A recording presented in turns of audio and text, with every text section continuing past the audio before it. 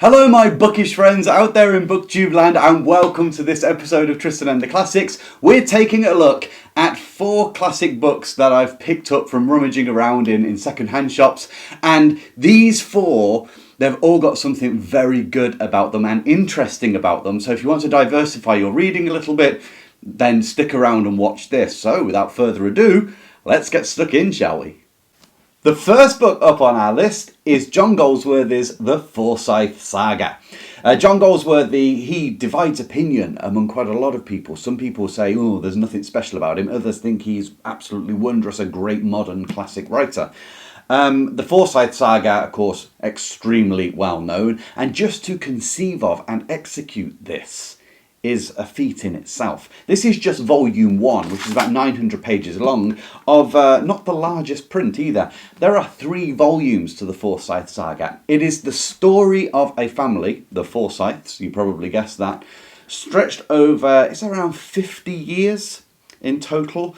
They're rising in material wealth, and the various branches of the family, the falling out amongst the family, the infighting, bickering. But there's something more to it than that. He tracks the decline of an age. You see, the Forsyths are part of the higher society after the First World War. And if you know a little bit about how society shifted after the First World War, a lot of the old ideas were thrown aside. You think of the flappers, okay, you think of the jazz age, you think of the roaring 20s. You see the youth there, particularly in the roaring 20s, rebelling against the old traditional way of doing things. Church and academia and institutions and government, they felt completely let down by the First World War, which destroyed so many of their friends and family. And life became a little bit nihilistic. What's the point of everything? Where was God in this conflict? But of course, if you were in the high society, like the main character, Soames Forsyth, he's trying to uphold all the old Edwardian ideals that come with being part of good society. Now, he has a wife, Irene, who is beautiful, but she's far more of a free spirit. And along with her beauty and the changes in morality, you could say, or the how you present your morality, this brings up problems. All is not well in their household. But it goes beyond that. It starts with sort of the family floats around a central point of Old Jolyon, but they've all branched out and married individually different people. Some haven't married yet. And they're all vying for position. There's this one-upmanship, but also the closing of ranks when anyone from outside criticises another member. They may not like each other, but if anyone outside criticises the family, you pull ranks and present a united front because we are the upper crust. Now, what you do find with this is obviously dilemmas. You find moral dilemmas in here, but you see this material advance through time. Like I say, this is 3 volumes, so you're talking 2,500 to 3,000 pages. And this is just volume 1. They are standalones as well. But as they grow materially, what happens to them spiritually or morally, inwardly, psychologically? How do they adjust to the changing of society? And it is a saga. Because, like I say, it's stretched over 50 years. There is the coming and going of a multitudinous crop of people and things and places. So that's the John Galsworthy's Foury Saga. Have you read it? It's a long time since I went through this. I read this book. I've got some of my notes here, and it's made me want to actually read it again, my marginalia. But it is a long haul. I wouldn't suggest reading all 3 volumes back to back, unless that's the type of person you are. They will stand on their own. But obviously, he conceived them in a larger, stretched out idea. And I personally think Galsworthy is a brilliant writer. Like I say, his description of scene, I particularly love. When he draws a house, when he draws the drawing room, when he draws a library, a study, when he sets up, before the characters walk in to jostle and vie with each other, when he sets up the actual layout of the battleground. It's great. That's what sticks with me most about his writing. I forget the names, I forget who said what to who, I forget a lot of, what the big issues were, but I don't forget the scenes that he put me in, and I think that's a skill in itself.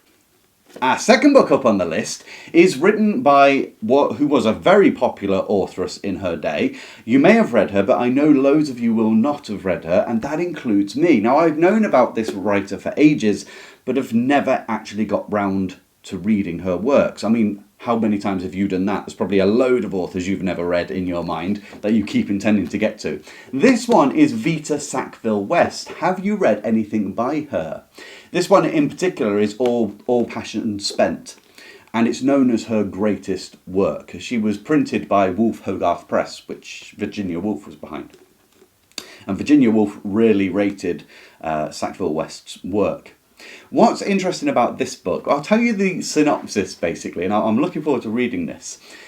But the main protagonist is a lady Slane. She's born in 1860, and then she gets married when she's 17.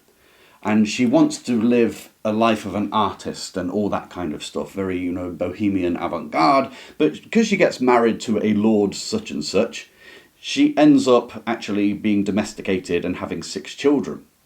But then the book jumps forward and she's in her 70s, or maybe even her 80s, and she's a widow. And what she decides to do is to sell most of her things and move into a small home in Hampstead Heath, London, to which her children think this is a dreadful thing. They're very pompous and conscious of themselves, a bit like the Forsyths in Goldsworthy's work, and they criticise her. But she has never felt so liberated. She's never felt so free to explore life, the real passions of the individual, as opposed to the forced mould of society and what it expects of you. For you to get along in society, you have to behave the way society says you behave, rather than giving rein to the individual who just wants to be a part of this planet. And the way you see this with Lady Slane, apparently, is through quite a common way of doing this, through the various idiosyncratic characteristics of the people around her, like her maid, like her landlord, like the delivery boy, whoever it may be, and her work, what she actually cherishes. Now, the genius of this book is because normally, when talking about being held down, held back, strict boundaries, what age group do we normally associate that with? Who are the oppressive age group in most books? It's the older age group. They try to keep things as they are. This book, it's turned upside down. The oppressors are the young, because they're so self-conscious. They're so into appearing the right way and advancing the right way. Whereas our older protagonist actually just wants to be individual and live life. And interestingly, Sackville-West dedicated this book about octogenarian to her 2 boys, who were 13 and 16. I think she said this is a book for young people about old people.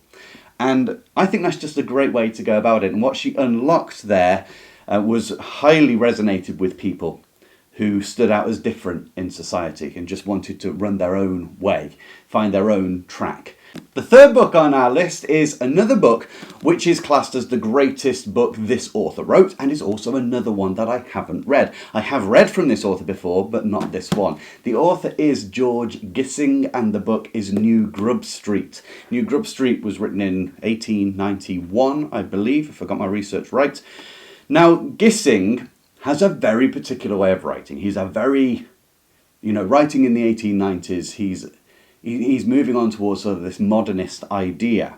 And although modernism really starts rolling in after the First World War, because that really blows up all the traditional forms, the ideas were already brewing there. A revolt against the old way of doing things, realising the problems within the accepted forms of society. Now, Gissing had an influence in changing literature like this. Apparently, when I read critics, Gissing's name comes up quite a lot.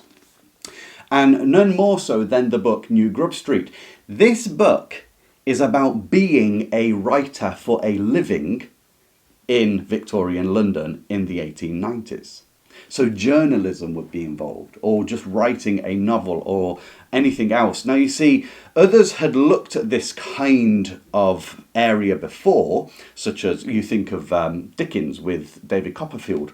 Writing comes up in that, but it's normally on a societal level. This is the individual and what it's like to be them and the struggles they face.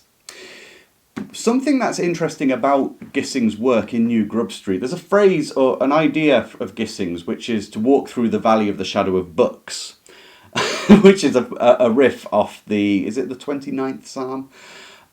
Walk through the valley of the shadow of death.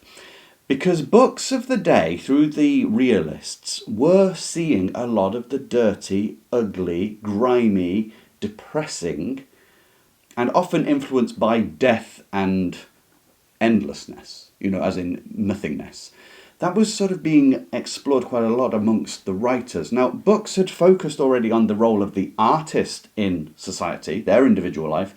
This is the first one, and almost the only one, on writers.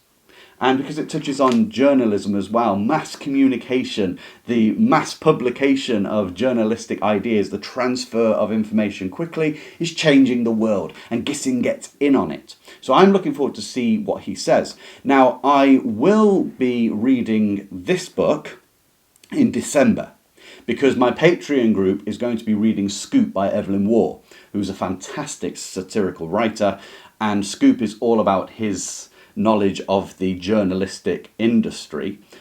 I'll be interested to see what it comes up like against Gissing, if there's any similarities or if I can find some thread of continuity between the two. I don't know, but that's when I'm reading this one. It'll be in December along with my Patreon read of Scoop. So have you read New Grub Street? It's George Gissing's most famous work. So the fourth book on this list is quite exciting to me.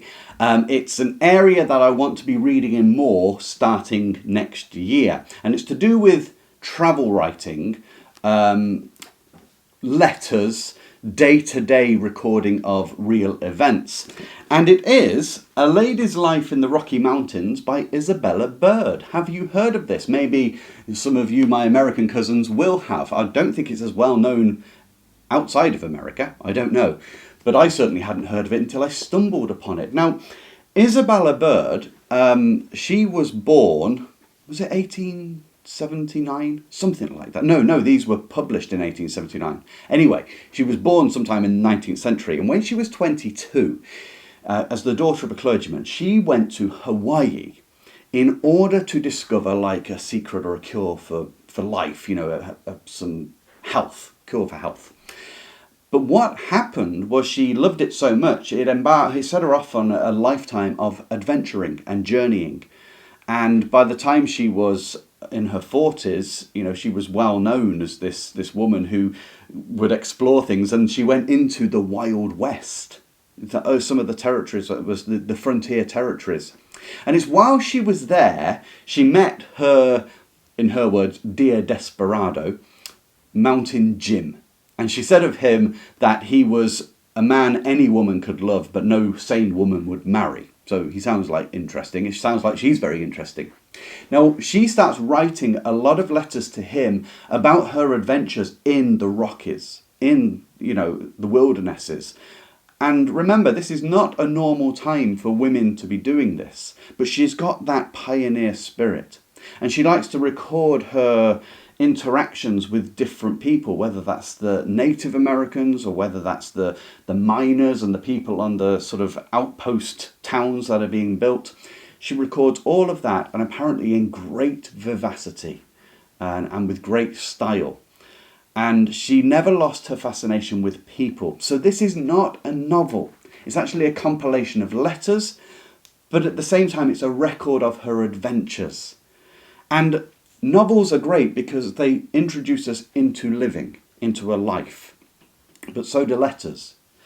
It's just that they're from real people who have seen these sights.